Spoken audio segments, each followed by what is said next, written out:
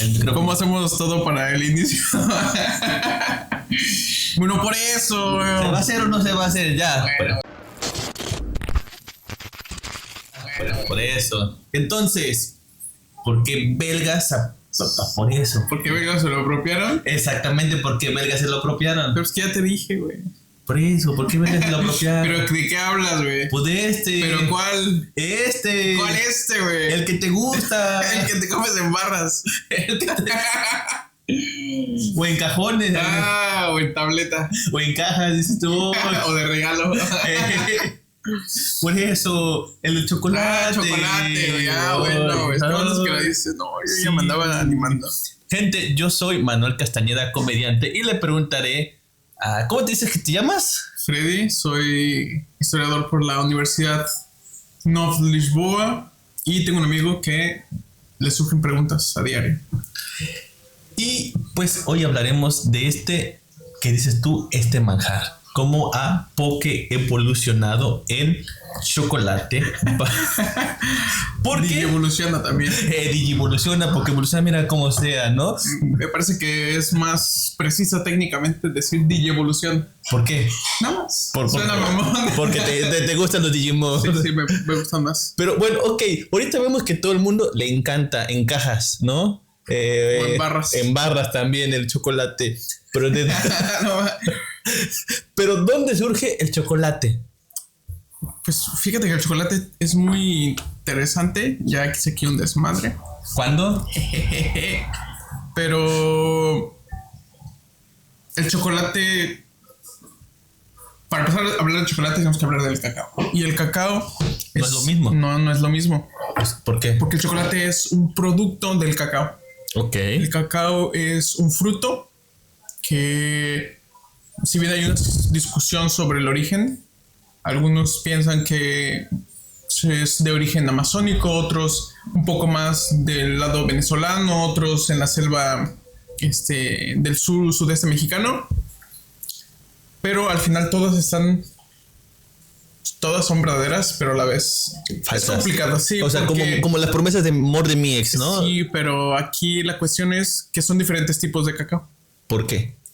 Diferentes, son variedades. O sea, sí hay diferentes plantaciones y cada una pues tiene diferentes propósitos. Entonces sí, hubo algunos que se desarrollan más en Sudamérica, otros en Centroamérica y la parte que nosotros más conocemos, que es en la región del sudeste mexicano.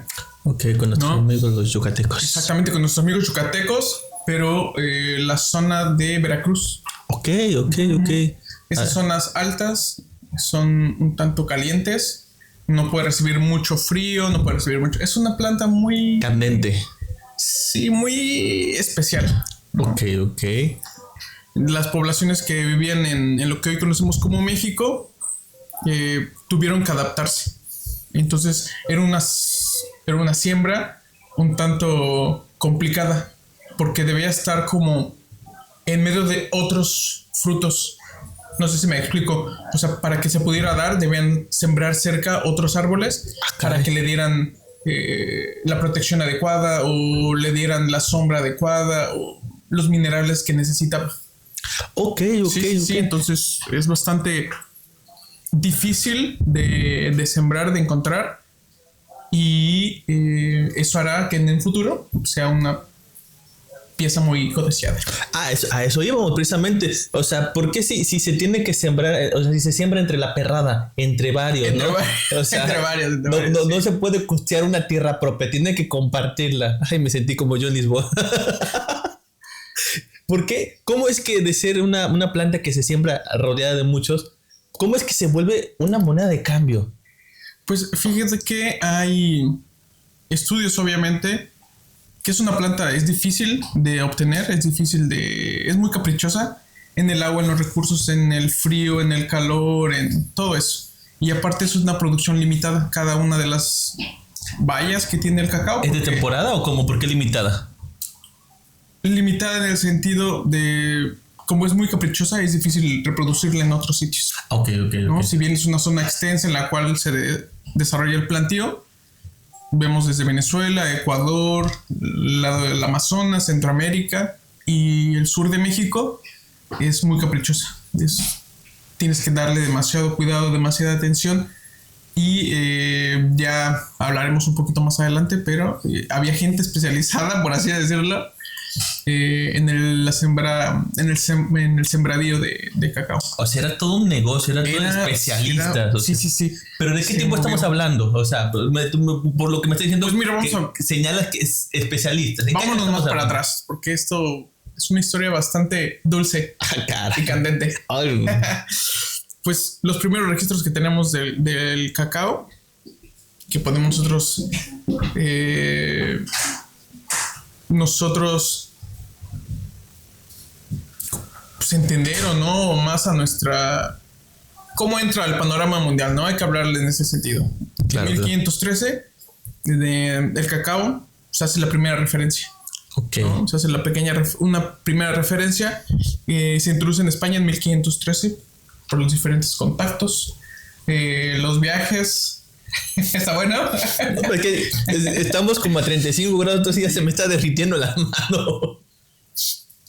Y llega a España como un medicamento, como un afrodisíaco, ¿no? Esos tratados que llegaban exploradores, llegaban clérigos, llegaban los conquistadores, los colonizadores, y cada uno de ellos escribía, y de eso tenemos algunas referencias. En 1520, Fray Bernardino de Benavente, me parece, no recuerdo, pero mejor conocido como Motolinía, en su historia de los indios menciona el cacao como un árbol mediano que produce almendras semejantes a las de Castilla, sino que más gruesas, se coloca al lado de otros, crece a una altura y suministra a otro que le suministra sombra, ¿no? Después, Torquemada, otro fraile, en su libro Monarquía Indiana, en el tomo 2, describe aún más la planta, ¿no? Al lado de cada cacao se planta una rama de árbol muy jugoso llamado cacahuatlantli. Perdón, no soy nahuatlato. O sea, tiene la cara de indígena, pero no la manejo. ¿Qué quiere decir madre del cacao? No es un poco lo que te he mencionado. Ok. ¿No? Entonces, así va siendo una construcción. Va viendo gente que llega, la describe, se dibuja, se le pregunta a la población local cómo se bebe, cómo se da, cómo se siembra. La bebes o la derramas, dices. Si la bebes o la derramas, en qué momento se toma, en qué momento se siembra, todo ese tipo de cosas. Y para, digamos que ya una llegada más o menos estable, más o menos ya consolidado el fruto, va a ser hasta 1528. Ok, entonces, pero en esa época ya se sabía que era vamos a decir, una planta mimada, ¿no? Porque, porque o sea, no es que fuera toda tierna, sino que era mimada. O sea, porque que una que le tenía que dar su besito a la hora de dormir. Su sombrita, dices, ay, ¿no? Entonces, todo eso es lo que la vuelve... pues sí, codiciada.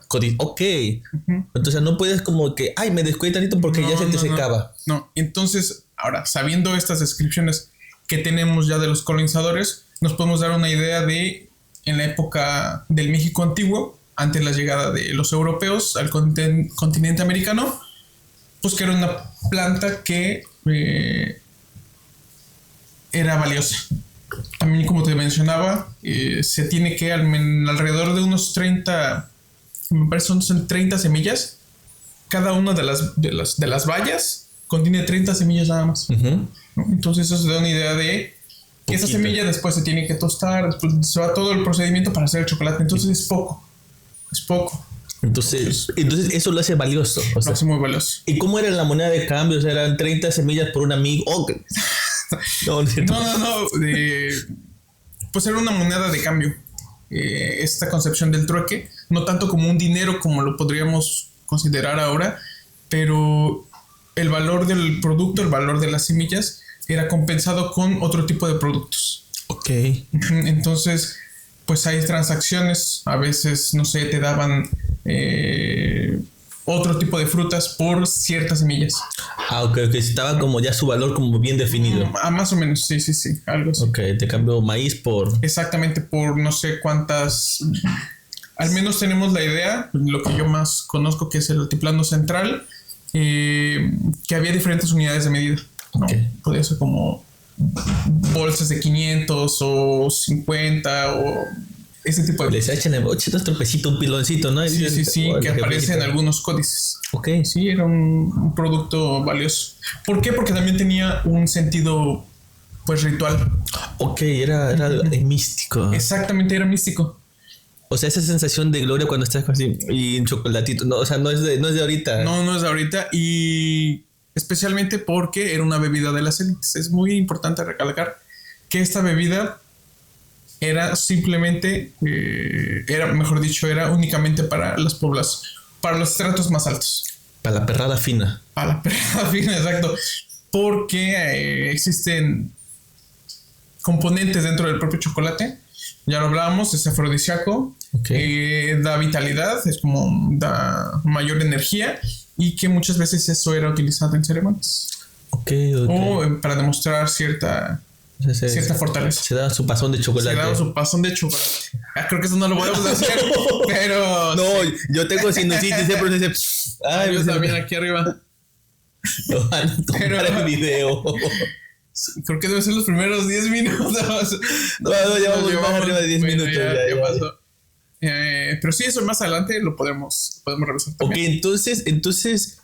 Al ser caro, al ser afrodisíaco por sus componentes y propiedades, y es que proponente ya es una mezcla de palabras nuevas. Se propone. Yo propono, tú propones, él propone. Entonces, por todas sus propiedades y sus componentes, se vuelve el chocolate caro. Sí. Bueno, no el chocolate, estamos hablando valioso, pero no estamos hablando del chocolate en sí, estamos hablando del cacao. Estamos hablando del cacao. Ok, estamos hablando del cacao. Entonces, el cacao, que son las semillitas bonitas que veíamos y todo. Sí.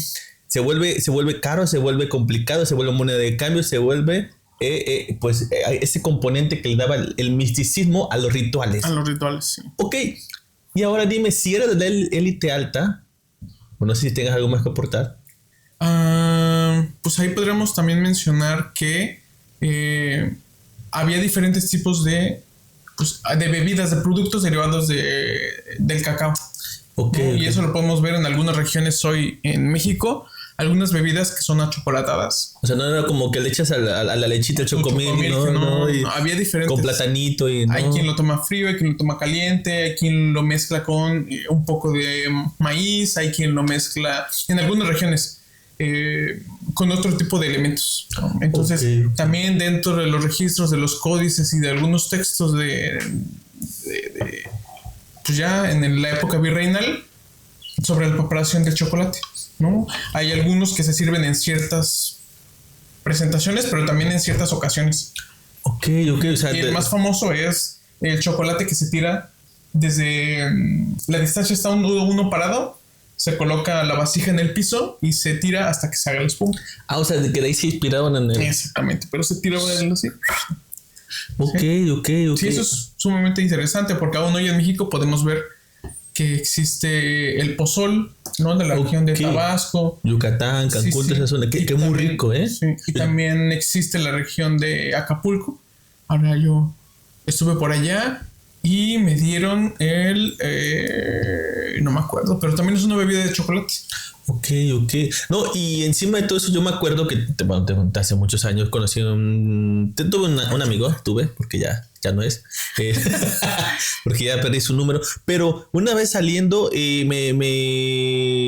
a convivir, él nos llevó una bebida y dice, prueben esto. Y yo, ¿qué es? Y era algo muy interesante porque no sé ni cómo describírtelo, pero tenía cacao y tenía maíz. Sí. Y le llamaban, ¿qué dices tú? Pozole. ¿O pozol? Pozol, no, pues es que traigo hambre ya. Es diferente. Ya. Entonces era pozol y era una bebida hasta pesadita. Y contaba que su abuelo se la ponían en esas...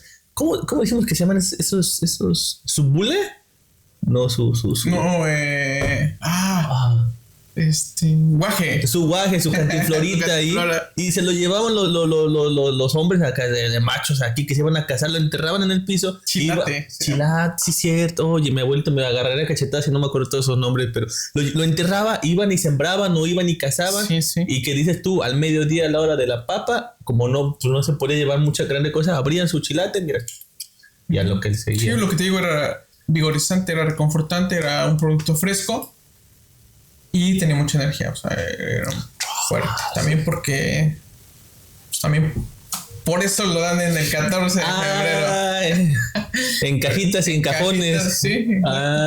Con razón. Sí, pero ya eso podemos hablar más adelantito. No, de cajones, no, de cajones, no, a ratito, pero no atrasito, ¿no? Exacto. Ok, entonces tiene todos esos componentes, sus diferentes presentaciones, Sí. pero estamos hablando que digámoslo así, es originario de, podemos decirlo así, Mesoamérica, si no Mesoamérica. Mesoamérica, es que soy muy malo para la geografía, de ahorita imagínate la de hace mucho tiempo, ¿no? Es originario, por lo que entiendo, de Mesoamérica. Sí. ¿Cómo llegó a Europa? Vamos a decir en barco. No, o sea, ¿cómo? Así en barco. ¿Cómo llega? ¿Por qué? ¿Quién? ¿Cómo? ¿Cuándo? ¿Dónde? Pues, como te estaba mencionando, llegaron, pues sí, los colonizadores, llegaron frailes, llegaron gente preparada y empezó a describir, ¿no? Primero, cuando uno va a algún lugar, primero tiene que entenderlo, ¿no? Entonces ahí habla también de un proceso epistemológico sobre la integración de ciertos productos americanos, pues a la conciencia, no a la conciencia, pero al modo de vivir europeo, ¿no? Como eso, encajarlo en sus valores, encajarlo en su modo de vida general, ¿no? Voy a agregar un elemento que no existía en mi marco de referencia a mi mundo, digamos. Entonces empieza a haber varios escritos que van describiendo, van definiendo y lo van relatando, cómo se utiliza, para qué se utiliza, lo que las poblaciones locales les van diciendo.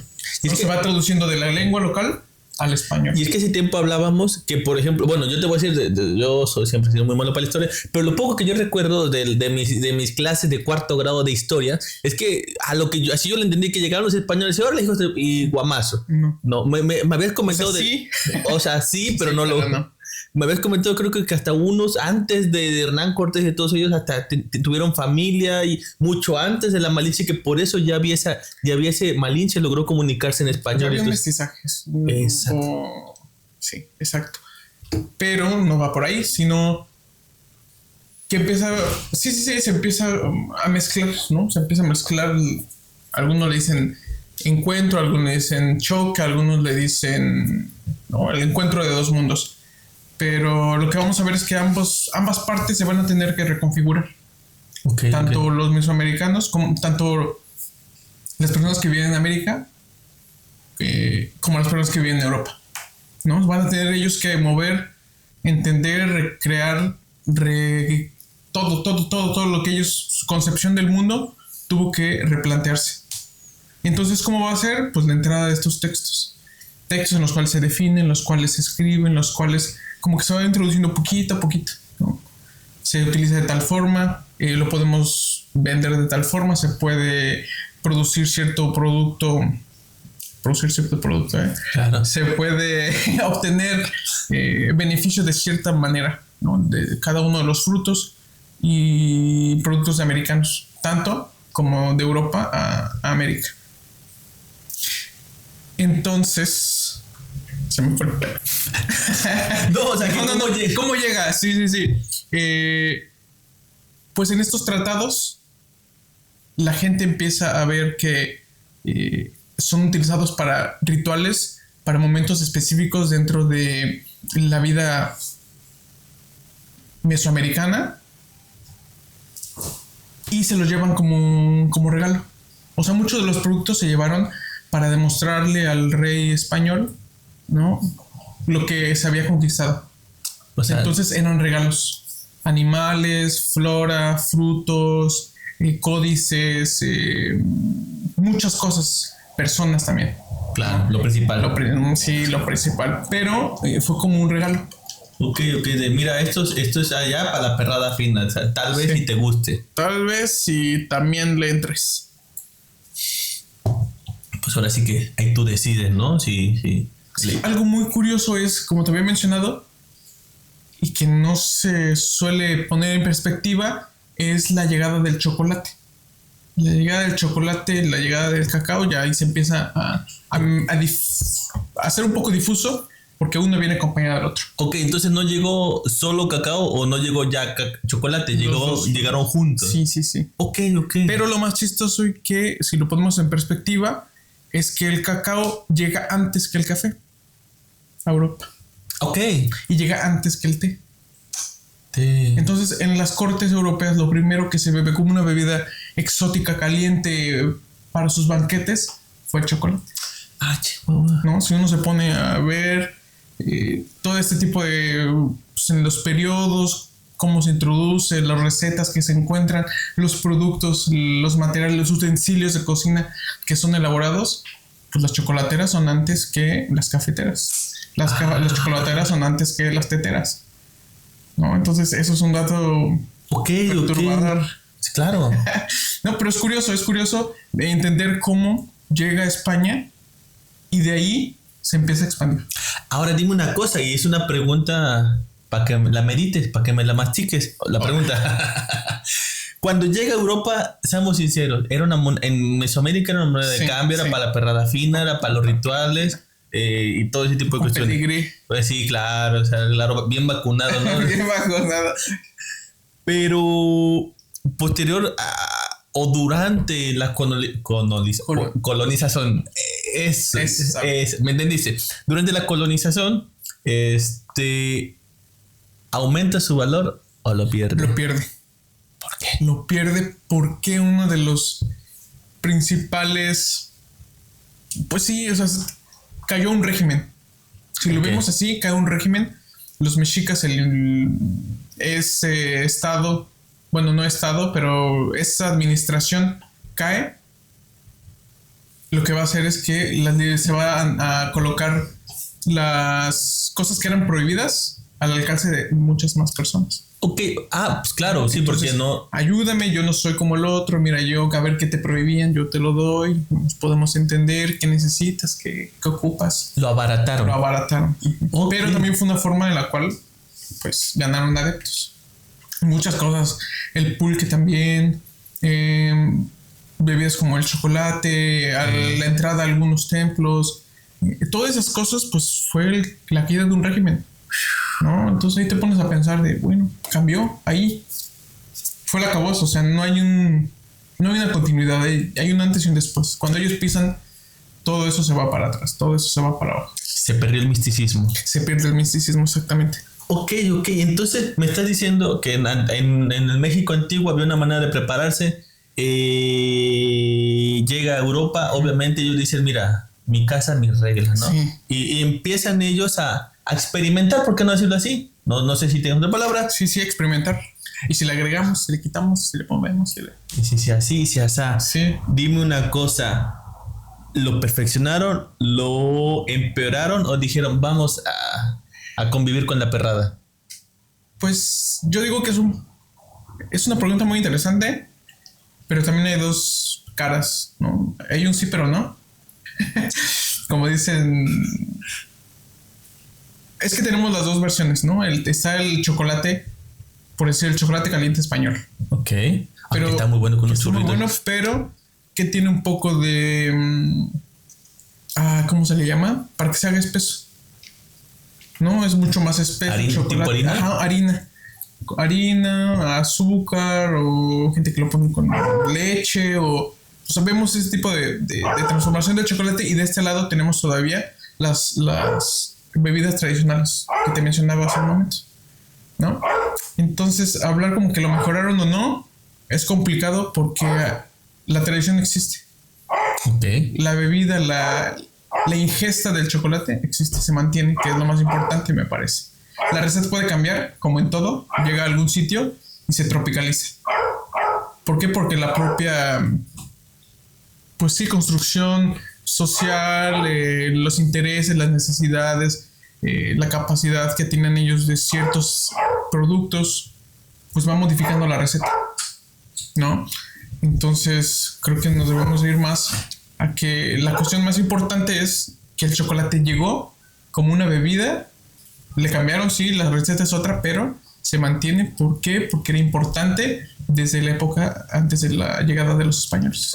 Y tú ahorita, el Freddy de hoy, ¿considera bueno que al día de hoy, de 2025, finales de septiembre, ¿no? No sé, ¿cuánto es? ¿Qué fecha estamos hoy? Si lo ves en el futuro. ¿O no? ¿consideras bueno su llegada, su internacionalización? Sí, pues sí es un producto que va a agregar, aporta demasiado. Y que haya llegado a otros espacios, pues son otras recetas, otra forma de comerlo, otra forma de experimentarlo. Y yo creo que eso da mayor valor al producto. Ahora, esto que lo estamos viendo ya ahorita. Sí. Bueno, un poquito aguadito por el calor. Es algo que veníamos platicando de las digievoluciones. Sí, de la digievolución. De todo ese tipo de cuestiones. Así no era como se comía en la antigüedad. No. Esto, seamos sinceros, esto es más leche que chocolate. Chocolate, sí. ¿Quién fue el enfermo y en qué momento se le pone leche al chocolate? Pues es como te mencionaba, la tradición europea es la que le empieza. ¿Y si le ponemos? ¿Y si le quitamos? Porque estamos conscientes, y es algo que habíamos hablado cuando estábamos platicando el tema, que el chocolate en sí originalmente, el puro, el que viene del cacao, era agua, amargo. Era amargo. ¿En qué momento dijeron, pues mira, échale leche para los niños, o qué, cómo? Pues fue para adaptarlo al paladar europeo. Ok. Le agregaron, porque ya se utilizaba con vainilla, ya se utilizaba con algunos otros elementos aromáticos, otro poquito más de sabor, se jugaba bastante. Había otros que lo preparaban con chiles. Ok. ¿No? Todavía en Toluca, de donde soy yo, hay un lugar en Metepec que se sirve el chocolate de una manera tradicional. Ok. Y es amargo, picante y es sumamente liviano. Eso es muy, muy rico. Y es frío. Frío, ok. Entonces, ¿en qué momento le ponen? Pues llega a Europa. Uh-huh. Y en Europa se distribuye, o mejor dicho, se disemina. Llega a ciertos espacios, se siembra, donde no, donde sí. Y llega a uno de los lugares, a territorios franceses. Y los franceses es una cocina que todo el mundo conoce. Y en el siglo XVIII se está como estandarizando, XIX. Y a finales del 19, principios del 20, si no mal recuerdo, es cuando alguien lo mezcla con chocolate. Con leche. Con leche. Uh-huh. Dicen que en Francia, entre Francia y Bélgica, y esa zona que es un poco difusa, pero era alguien que hablaba francés, al parecer. Los registros no sé. ¿Por qué belgas? ¿Por qué belgas? Sí. No, ahora sí que surge esta pregunta. ¿Por qué belgas? ¿Por qué belgas? ¿Consideras que lo perfeccionaron, lo mejoraron, lo empeoraron o qué? Yo opino que lo estilizaron. Déjame agarrar otro adjetivo que no he estilizado, porque lo que le da ese realce al producto son las diferentes herramientas, las formas de refinación, de cocción, pues todos estos procesos que ellos perfeccionan, los belgas. Toda esa estilización, este proceso porque no ha sido como de la noche a la mañana, que los hace a los belgas, muy belgas, no, los hace como tener ese título de los mejores en chocolate. ¿Crees que los hace merecedores de apropiárselo, o por qué los belgas se lo apropiaron? Apropiárselo no, pero sí debemos reconocer que pues fueron pioneros en las máquinas de refinación del cacao, en la utilización de un cacao de alta calidad, la elaboración de la manteca pura de cacao de alta calidad. O sea, todo el proceso lo tecnificaron, lo hicieron más complejo y pudieron aprovechar de mejor manera pues todas las propiedades del producto, ¿no? Yo no diría que es una apropiación, pero sí es de reconocer que los mejores chocolates vienen de aquella región. ¿Por qué? Porque ellos hicieron las máquinas para obtener los mejores productos. Ok. A ver, yo sé, por tu color de piel, yo sé que te gusta mucho el chocolate. Frío. ¿Eh? Pero frío. O sea, sí, no derretido. ¿Hay alguna historia graciosa que tengas, que hayas dicho que, híjole, vale, con chocolates? A ver, ¿cómo? Ya ahorita hablando de chocolate, en lo que me echo uno, cuéntame alguna historia que te haya pasado con chocolates, dice. Chocolates. ¿Lo diste como detallito y después te diste detallones? ¿O? No. Me van a poner aquí en un predicamento. Pues no sé. Yo creo que los 14 de febrero, ¿no? Son los más interesantes para regalar chocolates. Porque ese día se regalan en barras y se regalan En cajas. en cajas también. Pues sí, idas a buscar cajas y barras a lugares peligrosos. No, lo que se hace uno por mira, bien dice Por que un buen chocolate. un buen chocolate mueve más que una yunta. Mueve más que un... Exacto. ¿Cuáles son los usos que tú le das ahorita ya? ¿Lo qué? Los usos. Ah, te entendí lo sucio. Pues también. Dije, no, ahí no le... No, nos va a pegar la Sí, ya malleta. está bien ¿no? sucio, dije yo. Hola, una No, lavadita. el chocolate, mira cómo se hace. Claro, se te aguada. Sí, se hace feo. En cajas y después aguada. Y en pacotes. ¿Qué? ¿Que cómo lo usas tú ahorita? Ay, no, yo ahorita... Pues sí me hago mi chocolatito, fíjate. Sí. Mi chocomil. No chocomil, chocolate, sí. Antes. Con tu molinito. No molinito. Molinillo, ¿no? Sí, se me hace. Sí, molinillo. Pero, pues, ingeniándoselo. Un chocolatito siempre es bueno. Y frío, en agua que es importante. Claro.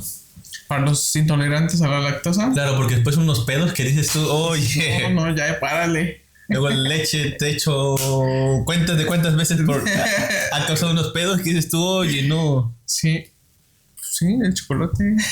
Ahorita con los 30 y tantos grados, 35 que tenemos. Un chocolatito frío. Ay, bien helado, con ¿no? hielitos. Uy. Bueno.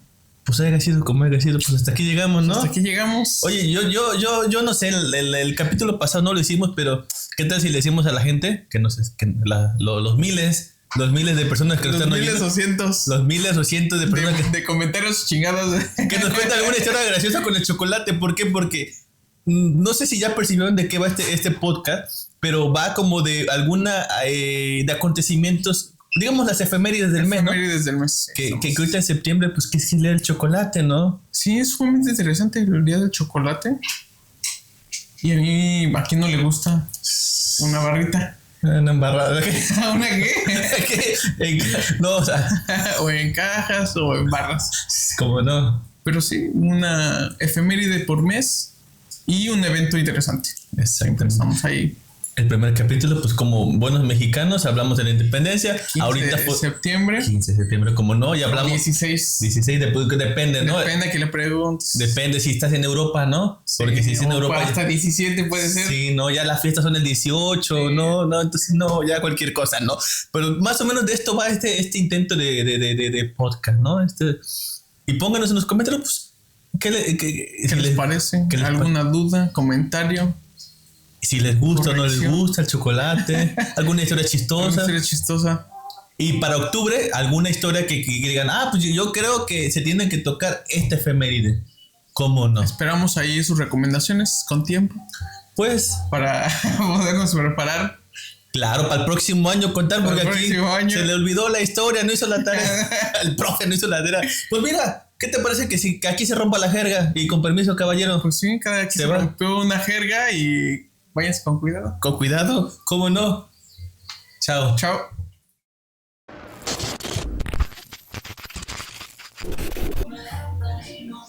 Mira, ya se me ocurrió poner la luz ahorita, ¿no? No mames. Es que ya son. Es que también tú tienes que haber llegado a las 6:30. Llegaste a las 8. Pero mira. Está amargo, ¿eh? ¿Está amargo? Ese no tiene leche. No me. Amargoso. No esté rasposo. En cajas y rasposo, dices tú. ¿A dónde? Suavecito mejor, en cajas suavecito, ¿no? Porque después. Oye, ¿no nos va a dar diarrea? Creo que no. Oye, sí, tamaño con chocolate. Mira, nuestros vasitos de Casa Mexicana, ¿no? ¿Qué nos patrocina? Casa Mexicana y Sandro's House. Ay, caray. Sandro's House. Oye, la tía pelucas hoy. Que ya se acabó. Que ya dice que ya te ves a chingar. No, oye, ¿sabes qué me estoy dando cuenta? Que para la próxima voy a prender la luz desde el principio. Por eso es una buena idea. Sí, no, porque mira si se ve mucha grande diferencia. Mira, Yo espero. mira, guacha, guacha. No, pues sí, güey. Sí, No, tampoco me ayudas, güey. Tengo que aprender varios albures, porque ya. Ya los mismos, ya Los mismos ya.